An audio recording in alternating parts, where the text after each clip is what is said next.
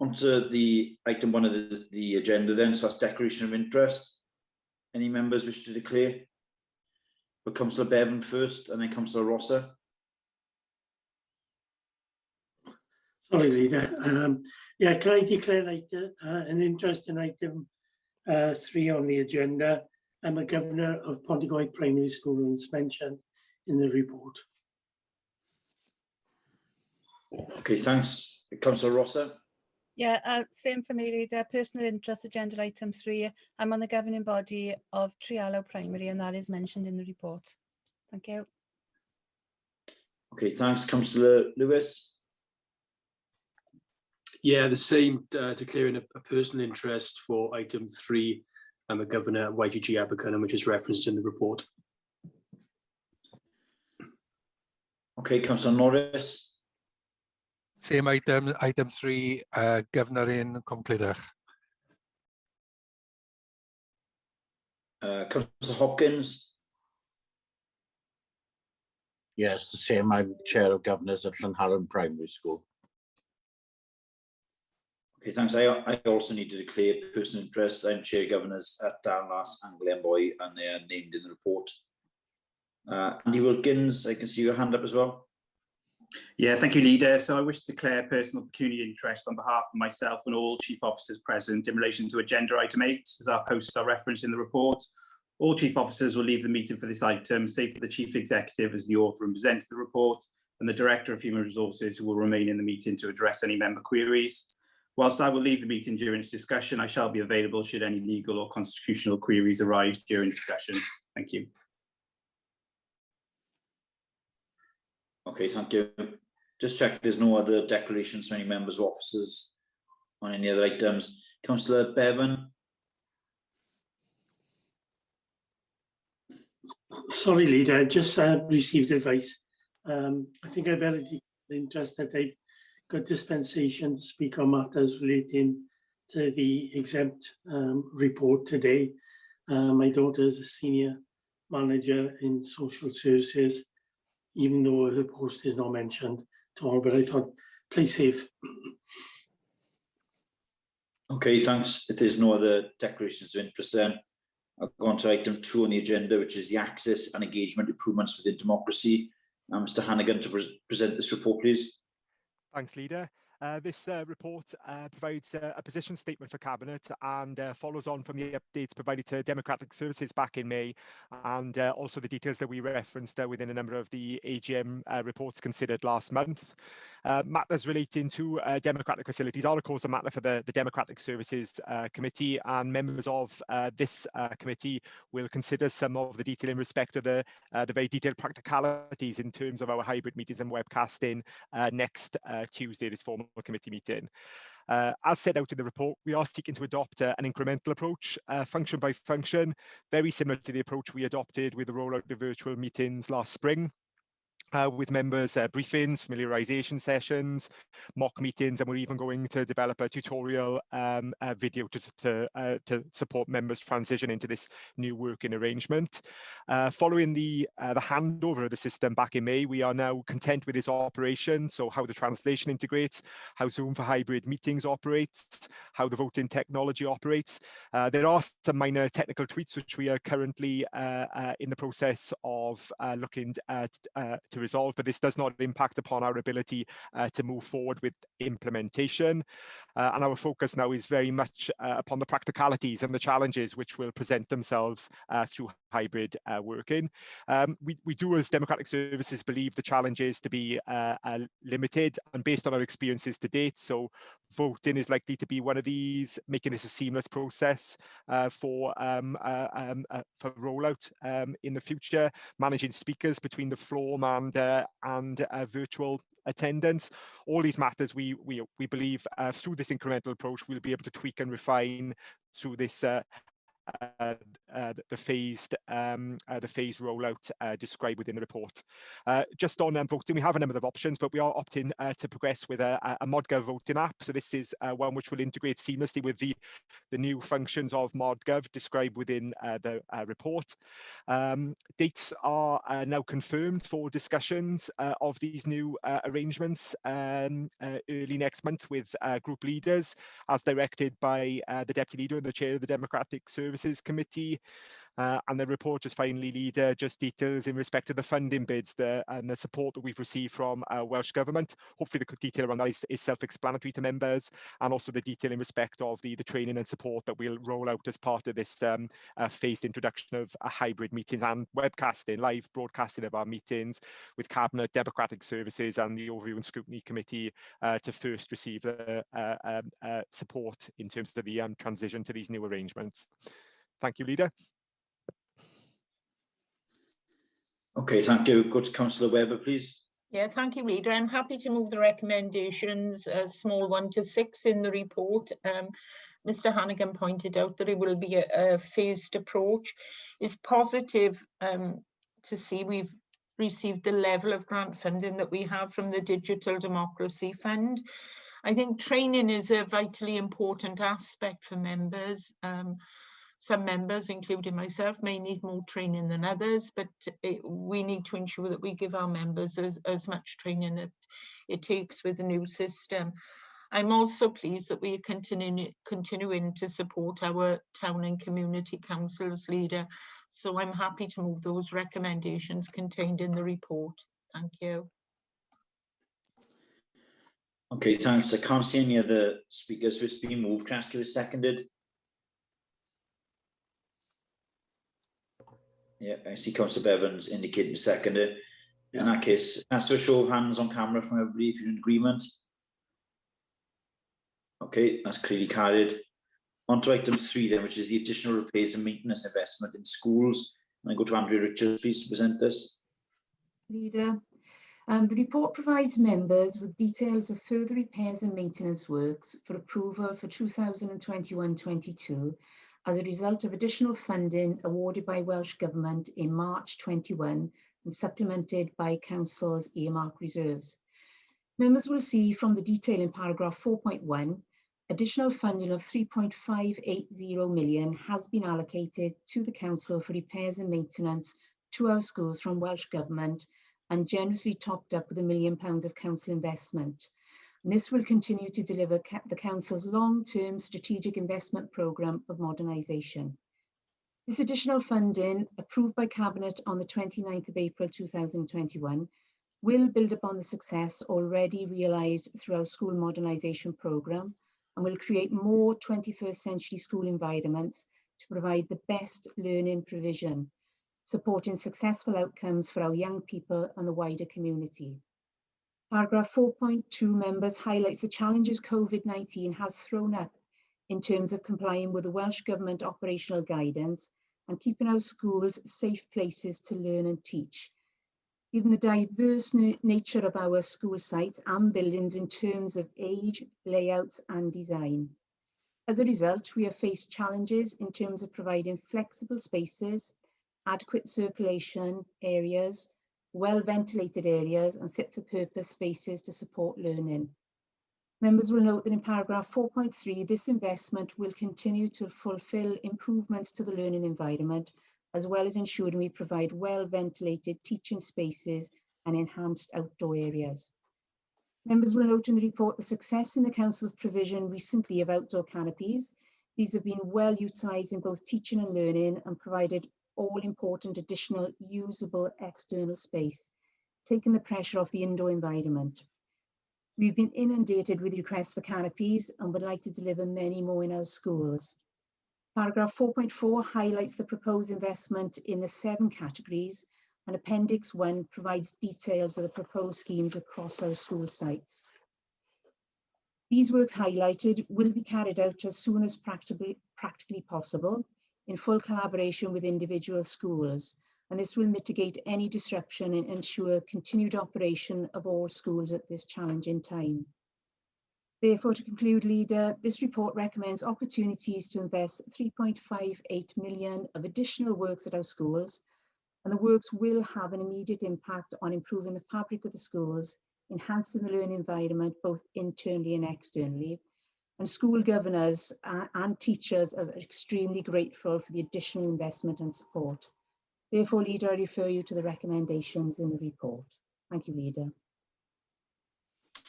Okay, thank you. Go to Councillor Rosser, please. Thank you, Leader, and thank you, Andrea, for the report. Yeah, I very much welcome this additional investment, which will further address essential repairs and maintenance needed to improve our schools, all to ensure well-being of young people and safe learning environments, and of course, not least, to comply with Welsh Government's guidance in the challenges of the pandemic. Nothing further to add, Leader. I'm happy to move the recommendation 2-1. Thank you. Yeah, really positive report in terms of the extra investment over and above the capital programme we approved only a couple of months ago. And to say as well, it's really good for the local economy in terms of local jobs, the amount of contractors that work in our schools and work on our estates. Obviously, many of them live locally, so it's an extra boost for the local trades people in the county and within the region. So it's really good news. Okay, unless there's any other speakers, it's been moved by Councillor Ross. I'm happy to second it myself. Unless there's any other speakers, I'll just ask for a show of hands to approve this. Okay, that's clearly carried. I think it's unanimous, yeah. On to the next item, then item 4, which is the pre-scrutiny. So the draft climate change strategy 2021-2025, and it's the consultation responses. So I'm going to go to Christina Hannigan first, please. Thanks, Leader. The purpose of this report is to provide Cabinet with the feedback of the Climate Change Steering Group and Overview and Scrutiny Committee, which met earlier this month to consider the draft climate change strategy for 2021 to 2025 and the consultation which has been undertaken around that strategy. Councillor Lewis, Mr Bradshaw and Chris Davis were in attendance at the Overview and Scrutiny meeting, where members considered and obviously challenged the feedback received through the consultation against the content of the draft strategy, and at that meeting did indicate their desire to scrutinise the final strategy and monitor future progress and delivery. A full summary, Leader, of those comments are set out in section 6 and also at section 5, the details of the considerations of the climate change steering group, which is of course chaired by Councillor Lewis. I'm grateful to my colleague Chris Davis, who's here today, Leader, just to advise Cabinet on the specific details of the engagement that we received through the lengthy process that we conducted. Thanks, Leader. Hand over to Chris. Thank you, Christian. Thank you, Leader. The report I've done outlines the findings of the wide-ranging consultation as part of our new ongoing climate conversation. As Christian mentioned, it's been to the Climate Change Steering Group and to scrutiny. Section 5 of the main report outlines the methodology, which included our new online engagement platform, Let's Talk RCT, and it was branded as Let's Talk Climate Change RCT, promoted via social media across all channels, linked to a number of social media campaigns that ran through the consultation period, such as Water Week and Earth Day. We engaged with residents, staff, businesses, a range of environmental groups and young people, to name but a few. We engaged with young people through some forums, some Instagram, social media posts as well, and we engaged with the primary school as part of the process. And overall, over 350 people took part in the engagement process for the strategy. I won't go into detail of the findings. They are in section 6 of the main report, so that the full details are there. But the basis for the positivity came from the survey tool, where we outlined the proposed climate change commitments in the strategy under the 3 themes put forward. And you'll see there's wide-scale agreement across all the commitments that were suggested. Just interesting to note, the majority of respondents said they were concerned about the impact of climate change in RCT and also nationally. And 79% felt that they didn't have enough information. So by starting the conversation now, hopefully we're getting some of that information out to people. Before moving on to recommendations, Lead, I just wanted to stress that this engagement is part of an ongoing conversation. So as well as the strategy, we also launched Let's Talk Electric Vehicles at the same time.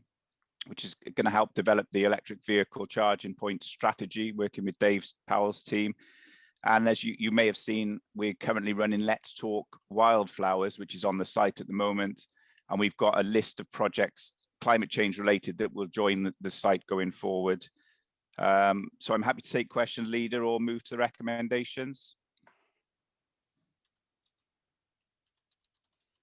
Okay, thanks, Chris. I'm going to go to Councillor Rhys-Lewis first. Yeah, thank you, Chair. Happy to move the recommendations. I think that Chris and Christian have taken us through the report adequately. I think it's great to see that there is a high level of support throughout the county borough in terms of our strategy, in terms of reducing carbon and becoming a net carbon neutral local authority and county. I think that really is pleasing to see, albeit that residents have stated that they would like more information, and of course that will form part of our strategy moving forward with our consultation with residents, businesses and community groups. I also welcome the views of the members of the Overview and Scrutiny Committee, and apologies to those members. I did try and join the meeting, but on that day I had broadband issues which kept dropping me out of the meeting. So I look forward to returning to a future meeting, perhaps, where obviously I can speak with members and they can scrutinise myself and the strategy further. Yeah, Chair, I'm happy to move the recommendations. As I said, I think the strategy is fit for purpose. Of course, it is a moving feast and will be kept under review as we move forward. And I think that the consultation, as Chris has explained, it is ongoing. I think it's important that we we do stay in touch with our residents, community groups and businesses, as well as we shape the strategy to become a carbon neutral net zero local authority by 2030. Okay, thanks. It's good with the engagement in terms of getting the public on side with this, because we said previously we've done quite a lot in reducing our carbon footprint over the last 5 years, and substantially reduced it, but we only make up a very small proportion. If you consider for the county, we've got to get residents on side, we've got to get businesses on side, we need them to play their part as well. And just installing, as somebody said to me the other day, just installing electric vehicle chargers alone isn't going to be enough, but it is getting that message out. There needs to be layer after layer of things that are done to tackle this. So it's good to see some engagement with the public and seeing the support for it now going forward. I can't see any other members have indicated on this, so if Councillor Lewis has moved the recommendations, can I just ask if it's seconded? Second, that, Chair. Okay, if there's no other speakers, can I ask for a show of hands, please? Okay, that's unanimous, that's carried.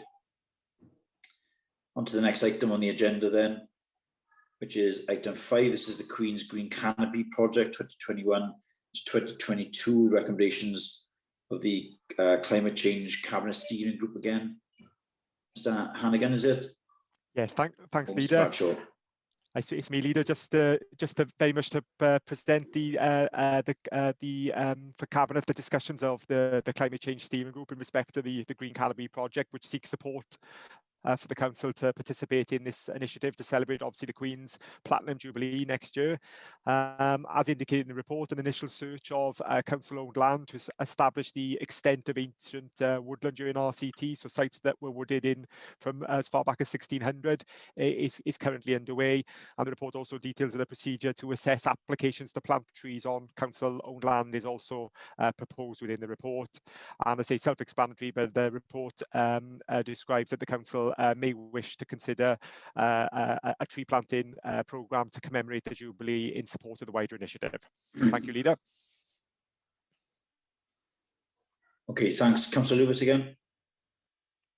Yeah, thank you, Leader. I think very much following on from the previous report, of course, tree planting does form an important part of the carbon reduction strategy moving forward. I think the Climate Change Committee were unanimous in recommending that the council support this initiative. I think it's a good initiative, a sort of sustainable, that gives a sustainable legacy as well, whilst of course celebrating Her Majesty's 70th Platinum Jubilee as well. So yeah, I'm happy to move the recommendations, Chair. I think it is something we should get involved with, of course, recognising the fact that even though planting new trees is an important part of the strategy, we do have many hectares of ancient woodland, as Mr. Hannigan has said, dating back to 1600 in the county borough as well, which really is an important resource. In terms of the locations of the trees, that was something that the committee did discuss, and it was felt that it would be appropriate perhaps for officers to draw up a list of the most appropriate sites for tree planting. Of course, again, in consultation with, for example, town councils, community groups, businesses and residents as well, to ensure that those trees, are planted in the most appropriate locations. So with that in mind, Chair, I'm happy to move the recommendations. Okay, thanks. And I would Councillor Webber. Thank you, Leader. Yeah, just a few comments because I sit on the Climate Change Steering Group. It's a wonderful initiative for us to be able to do this in celebration of the Queen's anniversary. And I think we're very fortunate. I think it was pointed out to us that we have 100 areas of ancient woodland throughout the county boroughs. So I think that's really pleasing to hear that. We are fortunate in that we are surrounded by trees, but I think we have to be mindful going forward when planting trees, where and how we plant them because of the ongoing maintenance, especially in our urban areas. So thank you, Leader. Okay, thanks. Mr. Bradshaw, please, Chief Executive. Thank you. And in response to Councillor Webber's comments, a tree strategy has been prepared. We recognise that I suppose there's been an underinvestment in the maintenance of our trees. We need to plan carefully for the future, and we need to support the public as well and other parts of the community in the tree planting programmes. So a tree strategy has been prepared, and hopefully they'll be ready for Cabinet, hopefully in the autumn.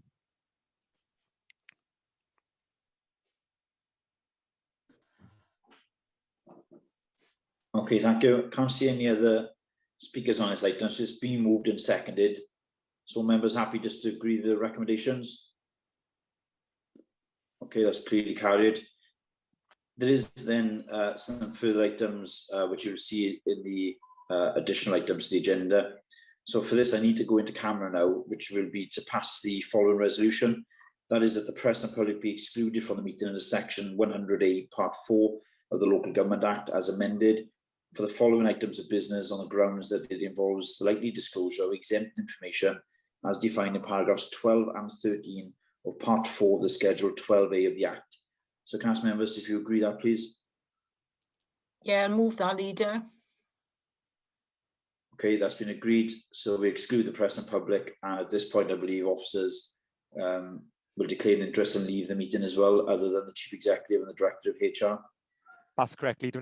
And just for the record, as members have supported our resolution, that now concludes the recording of